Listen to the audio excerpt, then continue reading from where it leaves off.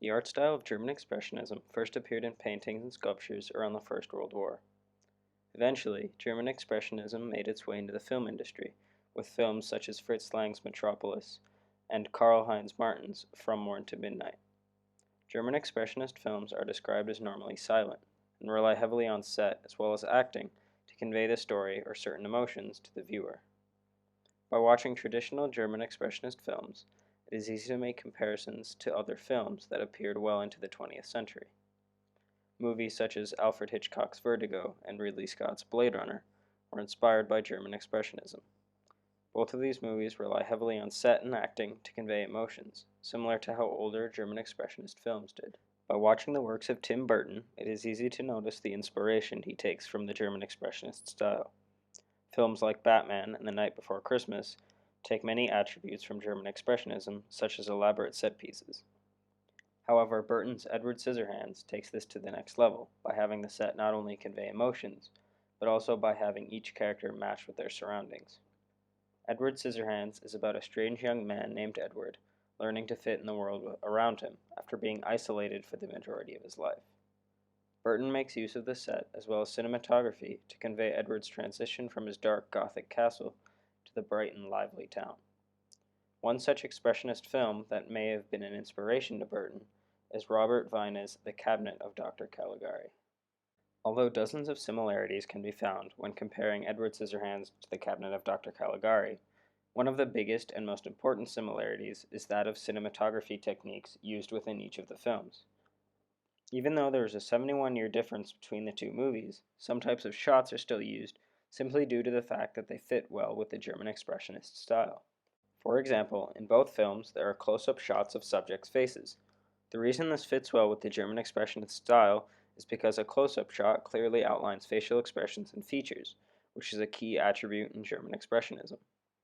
Alternatively, another key attribute to the German Expressionist style is the use of set pieces. To fully maximize the audience's attention to the set, many wide shots and establishing shots are used so that the viewer can fully take in the environment within the film. Edward Scissorhands, a wide shot is used when Peg first enters the mansion's gardens. A similar shot is used in The Cabinet of Dr. Caligari during the carnival scene. Both shots are used so that the viewer can get a sense of the subject's surroundings. So even though both of these films were created 71 years apart from each other, they still use similar shots to convey the German Expressionist style. Despite the fact that there are many similarities between Edward Scissorhands and The Cabinet of Dr. Caligari, there are also many prevalent differences within each of the films respectively. One massive difference between these two films when it comes to cinematography is the mobility of the cameras and equipment. In 1920, cameras were much harder to move due to lack of technology that allowed filmmakers to rotate and move heavy cameras. Therefore, essentially every shot is static and non-moving. This made the panning of shots out of the question for filmmakers. However, in 1991, cameras were much more movable and orientational, as the technology to do so was available. This ultimately leads to the cinematography in Edward Scissorhands to be much more kinetic and lively. In The Cabinet of Dr. Caligari, in order for an object or subject to appear in the frame, they would have to walk or be pushed into it.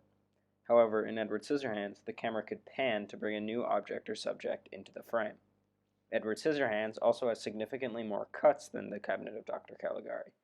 This is mainly due to the fact that the subject in Edward Scissorhands have conversations, and therefore the camera cuts to the subject speaking. In The Cabinet of Dr. Caligari, multiple cuts are unnecessary, as it is a silent film, and therefore subjects do not have conversations with one another. In current-day movies, shots that last more than 60 seconds is rare to see. However, in the early days of film, it was completely natural.